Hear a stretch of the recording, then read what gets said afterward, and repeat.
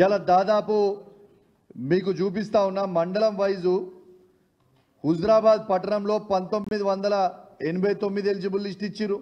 జమ్మికుంట టౌన్లో 2507 eligible list ఇచ్చిరు.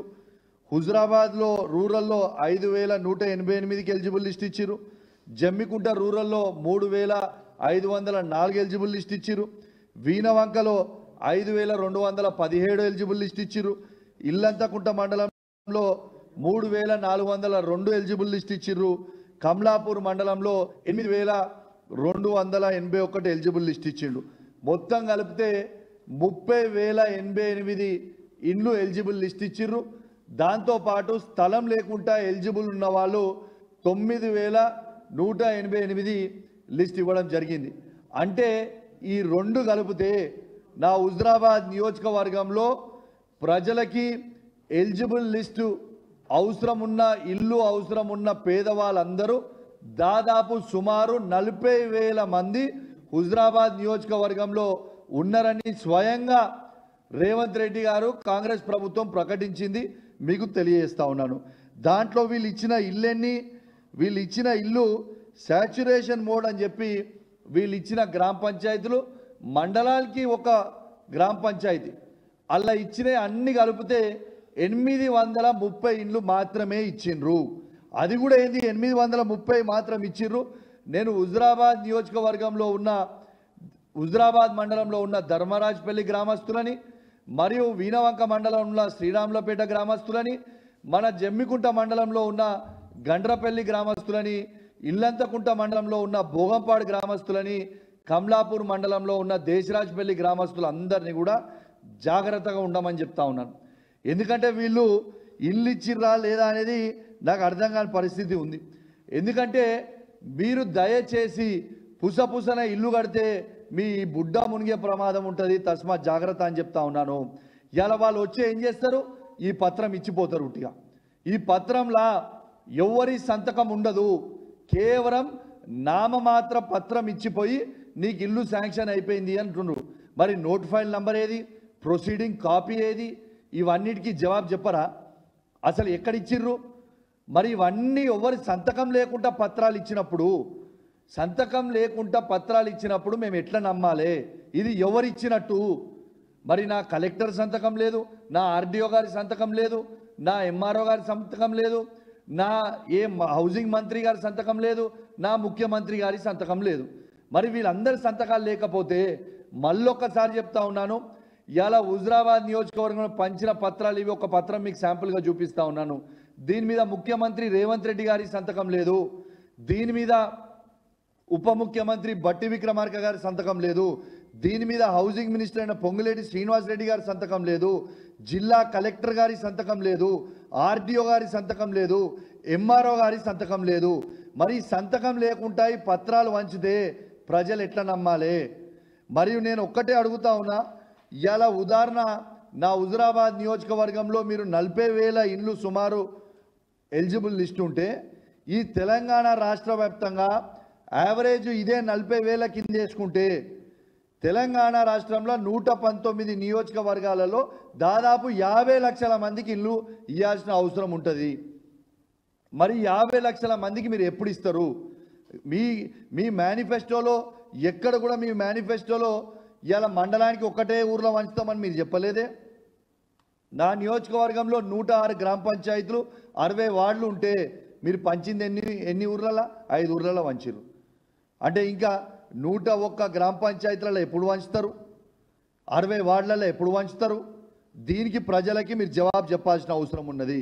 నేను దయచేసి ఒకటే కోరుతా ఉన్నా, ప్రత్యేకంగా నా హుజరాబాద్ నియోజకవర్గంతో పాటు యావత్ తెలంగాణలో ఉన్న ప్రతి గ్రామ పంచాయతీలో ఎక్కడైతే వీళ్ళు ప్రొసీడింగ్ కాపీలు ఇచ్చినామని చెప్పి అబద్ధం ఆడుతున్నారో, కేవలం పబ్లిక్ని ప్రజలని ఇలా మభ్యపెట్టే ప్రయత్నం చేస్తున్నారో, ఇలా మభ్యపెట్టి ఇలా ఆగమాగం చేసే ప్రయత్నం చేస్తూ ఉన్నారు. ఖచ్చితంగా మీ అందరు కూడా దీన్ని గమనించుకోవాలి. ఎవ్వరు కూడా ఈ పత్రం చూసి మాత్రం తెలంగాణ మొత్తం చెప్తున్నా, నా హుజరాబాద్ నియోజకవర్గంతో పాటు ఎవ్వరు కూడా ఈ పత్రం చూసి మాత్రం నమ్మి ఇల్లు కట్టకురి. ఇల్లు కడితే మాత్రం మీ బుడ్డ మునుగుడు ఖాయం. ఇది మాత్రం గుర్తుపెట్టుకోరని చెప్పి ఈ సందర్భంగా మీ అందరు కూడా తెలియజేస్తూ ఉన్నాను. అదేవిధంగా ఇలా అదే విధంగా ఇంకొకటి చెప్పిండు. ఏమని చెప్పిండు? అది ఏదే కాపీ ఇంతకుముందు వచ్చింది. ఇలా అదే విధంగా వీళ్ళు ఏమని చెప్పిర్రు? ఇలా ఆత్మీయ భరోసాలో స్థలం లేని ప్రతి ఒక్కరికి మేము ఆత్మీయ భరోసా కింద 12,000 రూపాయలు మేము ఇస్తాము అని రేవంత్ రెడ్డి గారు ఎన్నికల సమయంలో చెప్పిండ్రు. మరి నా హుజురాబాద్ నియోజకవర్గంలో అధికారికంగా 9,188 మందికి వీళ్ళకి స్థలము లేదు అని మీరే చెప్పినప్పుడు మరియు వీళ్ళకి ఎందుకు మీరు ఆత్మీయ భరోసా మొత్తం ఇస్తలేరు? మరి నా హుజురాబాద్ నియోజకవర్గంలో కేవలం 4,597 మందికి మాత్రమే మీరు ఇచ్చిండ్రు. మరి తతిమ ఉన్నోళ్ళందరికీ కూడా మీరు ఎందుకు ఇయ్యలేదు? స్వయంగా స్థలము లేదు అని మీరే ప్రకటించి మరి ఆత్మీయ భరోసా వాళ్ళకి ఎందుకు ఇయ్యలేదు అనేది కూడా జవాబు చెప్పాలన్నా వద్దా మీరు? ఇది ఎంతవరకు కరెక్టు? మీరు దీనికి ఖచ్చితంగా జవాబు చెప్పాల్సిన అవసరం ఇవాళ ఈ రేవంత్ రెడ్డి గారికి, కాంగ్రెస్ ప్రభుత్వానికి ఖచ్చితంగా ఉంది. ఆత్మీయ భరోసా కూడా అందరికి ఇవ్వాలని నేను విజ్ఞప్తి చేస్తూ ఉన్నాను. దీంతో పాటు కొండందవి ఎలుకను పట్టినట్టు రేవంత్ రెడ్డి గారి ప్రభుత్వం వివరిస్తూ ఉంది. ఇవాళ రైతు భరోసా ఫర్ ఎగ్జాంపుల్ చెప్తున్నా, నా హుజురాబాద్ కాన్స్టిట్యున్సీలో మేము అధికారంలో ఉన్నప్పుడు, కేసీఆర్ గారు అధికారంలో ఉన్నప్పుడు, కేసీఆర్ గారి నాయకత్వంలో మేము పంచినది ఎంత? 1,18,216 ఎకరాలు నా హుజురాబాద్ నియోజకవర్గంలో. వీళ్ళేమో మొత్తం ఎంక్వైరీ చేసి ఇప్పుడు వీళ్ళు వంచేది ఎంత అంటే 1,17,630 ఎకరాలు. అంటే వీళ్ళు తీసింది ఎన్ని ఎకరాలు అంటే కేవలం 586 ఎకరాలు మాత్రమే తీసిండ్రు. రాష్ట్ర వ్యాప్తంగా మీరు చూస్తే ఇది అధికారికంగా ఇచ్చిన రిపోర్ట్. ఇది నేను ఉట్టి కూడా చెప్తలేను, గాలి మాటలు మాట్లాడతలేను. ఇది అధికారికంగా ఇచ్చిన రిపోర్టే తీసుకొని మీ అందరు కూడా చెప్తా ఉన్నాను. ఇలా రాష్ట్ర వ్యాప్తంగా కేసీఆర్ గారి నాయకత్వంలో 1,52,00,000 ఎకరాలకి మేము వేస్తే ఇవాళ 1,50,00,000 ఎకరాలకి మరి రేవంత్ రెడ్డి గారు కూడా వేస్తూ ఉన్నారు అని చెప్పి ప్రకటించారు. ఇలా సాక్షిలో నేను చూసిన. మరి 1,50,00,000 ఎకరాలకు మీరు ఇస్తే కొండందవి ఎలుకలు పట్టినట్టు తుగ్లక్ లక్క రేవంత్ రెడ్డి గారు చేసింది నిజమా కాదా? అంటే కేవలం 1.38% మాత్రమే తగ్గించే ప్రయత్నం చేసిండు. అసెంబ్లీలో ఏం అబద్ధాలు ఆడినావు? ఇలా కేసీఆర్ గారి ప్రభుత్వం 22,000 కోట్ల రూపాయలని వృధా చేసింది అని అసెంబ్లీ సాక్షిగా తెలంగాణ రైతాంగం మొత్తం కూడా వినేటట్టు నువ్వు మాట్లాడినావు. మరి ఇవాళ ఏం జవాబు చెప్తావు? నీ 2 లక్షల ఎకరాలు ఇలా తీసేస్తే హార్డ్లీ 200 కోట్ల రూపాయలు కావు, 2,000 కోట్ల రూపాయలు కావచ్చు. Sorry, subject to correction. అంటే 2,000 కోట్లు ఎక్కడ? ఇవాళ ఆ 2,000 కోట్లు కూడా ఖచ్చితంగా అవి కూడా రైతులే. నువ్వు లంగదందా చేసి అన్ని అబద్ధాలు పెట్టి చెప్తా ఉన్నావు. కానీ మరి నీ 22,000 కోట్లు అని చెప్పినావు. మరి 22,000 కోట్లు ఎక్కడ చేసిండు రేవంత్ రెడ్డి గారు? మీరు ఒక్కటి గుర్తుపెట్టుకోండి, కేసీఆర్ గారు మీలక్క తుగ్లక్ పనులు చేయడు. కేసీఆర్ గారు ఏ పని చేసినా పగడబందీ చేస్తారు. ఇలా కేసీఆర్ గారు ఒక్కసారి కూడా ఏ రైతుని కూడా రైతు భరోసా కోసం వచ్చి ఇలా అప్లికేషన్లు పెట్టుకొని ఒక్కసారి కూడా చెప్పలేదు. ఇలా ఆఫీసుల చుట్టూ ఏ ఒక్కనాడు కూడా కేసీఆర్ గారు ఒక్క రైతును కూడా ఆఫీసుల చుట్టూ తిప్పలేదు. హైదరాబాద్లో సెక్రటేరియట్లో కేసీఆర్ గారు బటన్ ఒత్తితే ఇలా టింగ్ టింగ్ టింగ్ టింగ్ అని కేసీఆర్ గారి నాయకత్వంలో రైతు బంధు ఆ రోజు రైతుల అకౌంట్లలో పడ్డాయి. నీలక్క రేవంత్ రెడ్డి గారు తుగ్లక్ పాలన ఏనాడు కేసీఆర్ గారు చేయలేదు. నువ్వు పెద్ద జోకర్ వైపోయినావు, ఒక తుగ్లక్ వైపోయినావు. ఖచ్చితంగా తెలంగాణ రైతాంగం మొత్తం కూడా నిన్ను చూస్తూ ఉంది, నవ్వుతూ ఉన్నారు నిన్ను చూసి. అసలు నువ్వు ఏం చెప్తున్నావు, నువ్వు చెప్పేదేంది, నువ్వు చేసేదేంది అని ఇలా పబ్లికే నవ్వుతూ ఉన్నారు. ఇలా స్వయంగా మీరు చూడొచ్చు, ఇలా రైతు బంధుని 15,000 రూపాయలు రైతు బంధు వేస్తామని చెప్పింది ఇదే రేవంత్ రెడ్డి గారి మేనిఫెస్టోలో పెట్టలేదా? ఇలా భూమి లేని ప్రతి రైతు కూలికి 12,000 రూపాయలు ఇస్తామని చెప్పింది నీ మేనిఫెస్టోలో పెట్టలేదా? మరి భూమి లేని యావరేజ్గా ఇదే 10,000 లెక్క తీసుకుంటే ఇంటూ 119 వేయండి. వాళ్ళందరికీ ఎందుకు వేస్తలేవు? మరి వాళ్ళకి ఎందుకు వేస్తలేవో జవాబు చెప్పాలి కదా. రేవంత్ రెడ్డి గారు మీరు బాగా అతి తెలివి అనుకుంటున్నారు. బాగా తెలివి ఉన్నది మాకు, మేము ఏం చెప్పినా నడుస్తుందని అనుకుంటున్నాం. కానీ ప్రజలు నిన్ను చూసుకొని చీచీ అని కొడుతున్నారు. నిన్ను ప్రజాపాలన అనే పరిస్థితి అంటలేరు. ఇది ప్రజలందరూ కూడా ఏమంటున్నారు అంటే నీ మీద ఉంచేసే పాలన నడుస్తుంది అని అంటున్నారు. ఇలా నీకే సిగ్గుండాలి, ఇప్పటికే ఇజ్జత్ మానం మొత్తం తీసుకున్నావు, ఇకనన్నా అబద్ధాలు చెప్పుడు బంద్ చేయి, ఇజ్జత్ పోతుందని చెప్పి ఈ సందర్భంగా తెలియజేస్తా ఉన్నాను. ఇక ఇంకొకటి పెద్ద ఇలా రియాలిటీ షో అయినట్టు ఇవాళ ఇంకొకటి చాలా పెద్దగా అయింది. ప్రెస్ మిత్రులందరూ కూడా దీన్ని ప్రత్యేకంగా కవర్ చేయాలి, మీరు కూడా గమనించాలని విజ్ఞప్తి చేస్తూ ఉన్నాను. ఇవాళ రేవంత్ రెడ్డి గారి నాయకత్వంలో సునీల్ కన్గోల్ గారు మా 10 మంది ఎమ్మెల్యేలని బీఆర్ఎస్ పార్టీ నుంచి కోట్ల రూపాయలు ఇచ్చి కొనుగోలు చేయగలిగిండు. కానీ ఇదే సునీల్ కన్గోల్ గారు మాత్రం రేవంత్ రెడ్డి గారు చెప్తే తెలంగాణ కాంగ్రెస్లో ఏ పాలన బాగుందని ట్వీట్ చేపిస్తే, ఇవాళ ఏ పాలన బాగుందని ట్వీట్ చేయిస్తే దాదాపు దీంట్లో 87,000 మంది ఓట్లేసిర్రు. అంటే ఇంకెక్కువనే 87,000, మళ్ళీ నేను లోపలికి వచ్చేటప్పుడు చూస్తే 90,000 అయింది.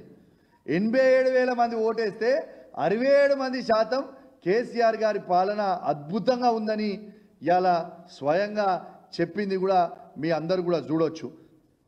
ఇవాళ దీంతో పాటు దీన్ని బట్టి అర్థం చేసుకోవాలి, ఇవాళ సునీల్ కన్గోల్ గారు రేవంత్ రెడ్డి గారి నాయకత్వంలో సునీల్ కన్గోల్ గారు మా 10 మంది ఎమ్మెల్యేలని కోట్లాది రూపాయలు ఇచ్చి కొనుగోలు చేసుకుంటూ, కానీ రేవంత్ రెడ్డి గారు ఆదేశాల మేరకు ఇవాళ తెలంగాణ కాంగ్రెస్ అఫీషియల్ ట్విట్టర్ అకౌంట్లో పోస్ట్ పెట్టిన సునీల్ కన్గోల్కి ఇవాళ ప్రజలు గిప్ప గుద్దుతే దిమ్మ తిరిగిపోయి కింద పడిపోయే పరిస్థితికి వచ్చింది ఇవాళ ఆన్సర్. ఇది బాబు ప్రజలంటే ఏమనుకుంటావు, తమాషా అనుకుంటున్నావా? నీ ఇష్టం ఉన్నట్టు అబద్ధాలు చెప్తుంటే, నీ ఇష్టం ఉన్నట్టు చేస్తుంటే ఇలా ప్రజలేం చూస్తలేరు అనుకుంటున్నావా? ఎంతసేపు కేసీఆర్ గారి మీద ఏడుస్తావు నువ్వు? ఎంతసేపు కేసీఆర్ గారి మీద ఏడుస్తావు? సంవత్సరం అయింది మీరు వచ్చి, సిగ్గు అనిపిస్తలేదా నీకు? నువ్వు అధికారంకి వచ్చి ఏడాది దాకా ఇది 3వ సీజన్ నడుస్తుంది. ఈ 3వ సీజన్లో రైతు బంధు నువ్వు ఎందుకు వెయ్యలే రైతులకు ఇప్పటిదాకా ₹1 కూడా అని నేను అడుగుతా ఉన్నాను.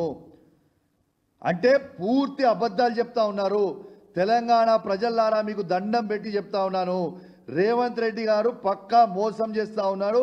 మళ్ళా కేవలం సర్పంచ్ ఎలక్షన్ల కోసం, జెడ్పీటీసీ ఎలక్షన్ల కోసం, ఎంపీటీసీ ఎలక్షన్ల కోసం, కౌన్సిలర్ ఎలక్షన్ల కోసం మీకు అబద్ధాలు చెప్పే ప్రయత్నం మరొక్కసారి చేస్తూ ఉన్నారు. ఎందుకు చెప్తున్నా అంటే నిన్నేమన్నాడు, 26 తారీఖున మీకు జనవరి 26 తారీఖున రైతు బంధు ఏమైనా ఇవాళ జనవరి 26 తారీఖున మీకు టకీ అని మీ అకౌంట్లో పడతాయి రైతు బంధు అని చెప్పినావు.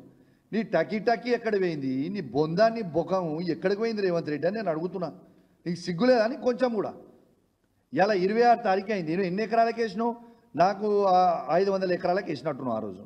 మరి ఈ 3 రోజుల నుంచి మళ్ళీ ₹1 ఎందుకు పడలే? ఈ 27 తారీఖు ఏమైంది, 28 తారీఖు ఏమైంది, 29 తారీఖు ఏమైంది, 30 తారీఖు ఏమైంది అంటే ఫిబ్రవరి 5వ తారీఖు ఎలక్షన్ కోడ్, ఎమ్మెల్సీల ఎలక్షన్ కోడ్ వచ్చింది. కోడ్ ద్వారా అన్నీ కూడా ఎగ్గొట్టి ఇలా ప్రజలకు అందరూ కూడా ఎలక్షన్ కోడ్ వచ్చింది, నేను ఏం చేయాలని చెప్పే ప్రయత్నం చేస్తూ ఉన్నాడు. ఇవాళ అంటే ఏం చేస్తుండు? ఇవాళ ఈ 1 మంత్ ఎమ్మెల్సీ ఎలక్షన్ కోడ్, తర్వాత సర్పంచ్ ఎలక్షన్ కోడ్, తర్వాత ఎంపీటీసీ జెడ్పీటీసీ ఎలక్షన్ కోడ్, తర్వాత కౌన్సిలర్ల ఎలక్షన్ కోడ్. అంటే ఒక 6 నెలల పాటు ఇవాళ కేవలం ఎలక్షన్ కోడ్ మీద ఇవన్నీ కూడా జరిపే ప్రయత్నం చేస్తూ ఉన్నారు. నిన్న కూడా మళ్ళీ సర్పంచ్ దానికోసం ఎలక్షన్ల కోసం నా హుజరాబాద్ నియోజకవర్గంలో శాచ్యురేషన్ మోడ్లో కేసీఆర్ గారు దళిత బంధు అనే పైలట్ ప్రాజెక్ట్ మొదలు పెడితే ఇలా అద్భుతంగా 18,500 మంది కుటుంబాలకి నా నియోజకవర్గంలో మాత్రం ఇచ్చినప్పుడు, ఈయన అధికారంకి వచ్చిన తర్వాత నా నియోజకవర్గంతో పాటు యావత్ తెలంగాణలో ఉన్న 119 నియోజకవర్గాలలో అన్ని నియోజకవర్గాలలో దళిత బంధుని ఆపిండు రేవంత్ రెడ్డి గారు. ఇలా కేసీఆర్ గారి నాయకత్వంలో మేము అద్భుతంగా పోరాటం చేసిన తర్వాత నిన్న ఇలా అది రిలీజ్ చేయమని చెప్పి నేను ఆర్డర్ ఇచ్చిండు. అది కూడా మోసమే. ఎందుకంటున్నా అంటే 5 రోజుల ఎలక్షన్ కోడ్ వస్తే, ఖచ్చితంగా 5 రోజుల ఎలక్షన్ కోడ్ వస్తే మళ్ళీ ఎలక్షన్ కోడ్ ఉంది అని చెప్పి మళ్ళీ ఆపే ప్రయత్నం చేస్తూ ఉన్నాడు. ఇది వాస్తవము. నేను ఒక్కటే చెప్తున్నా, రేవంత్ రెడ్డి గారు, తెలంగాణ ప్రజలు చాలా చైతన్యవంతుల ప్రజలు. నువ్వు జాదా హుషారి నేను జానుకు కత్రా అవుతుంది నీకు. నేను ఇవాళ నువ్వు ఇంద్రమ్మ ఇండ్లు మొత్తము అందరికి ఇచ్చిన తర్వాతనే నువ్వు ప్రతి గ్రామంలో సర్పంచ్ కానీ ఎంపీటీసీ కానీ జెడ్పీటీసీ కానీ కౌన్సిలర్ కానీ నువ్వు ఓట్లు అడగాలి. ఇలా ప్రతి ఒక్కరికి ఆత్మీయ భరోసా నువ్వు వేసిన తర్వాతనే 1,02,00,000 మందికి నువ్వు వేసిన తర్వాతనే నువ్వు సర్పంచ్ కానీ ఎంపీటీసీ కానీ కౌన్సిలర్లకు కానీ నువ్వు ఓట్లు అడగాలి. ఇలా నువ్వు ప్రతి ఎకరానికి రైతు బంధు వేసిన తర్వాతనే ఇలా నువ్వు సర్పంచ్ కానీ ఎంపీటీసీ కానీ జెడ్పీటీసీ కానీ కౌన్సిలర్ కానీ నువ్వు ఓటు అడగాలి. ఇలా నా నియోజకవర్గంతో